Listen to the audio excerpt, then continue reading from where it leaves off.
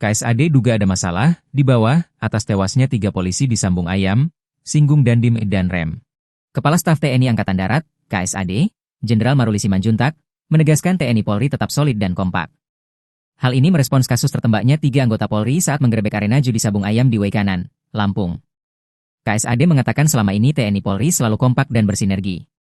Namun, terkait kasus penembakan 3 polisi di Waikanan, KSAD menduga ada masalah di bawah yang tak dibicarakan, sehingga pihaknya akan melakukan evaluasi.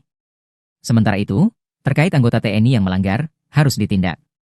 Menurut KSAD, TNI Polri tidak ada masalah dan tetap kompak. Diketahui, 3 anggota polisi termasuk Kapolsek AKP Anumerta Lusianto gugur setelah tertembak dalam penggerebekan judi Sabung Ayam di Negara Batin, Waikanan, Senin, 17 Maret 2025, sore. Atas insiden ini, pihaknya akan mengevaluasi Dandim dan Danrem. Kemungkinan besar ini ada persoalan di bawah ini mereka. Kita juga akan evaluasi, kenapa Dandim dan Danrem tidak tahu ada persoalan seperti itu. Kita juga akan sampaikan ke kepolisian, ujar Kasat Jenderal TNI Maruli Simanjuntak pada Kamis, 20 Maret 2025.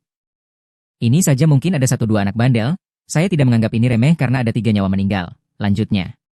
2 oknum TNI yang diamankan pasca tewasnya 3 polisi Polsek Negara Batin Lampung mengakui adanya setoran terkait bisnis judi Sabung Ayam.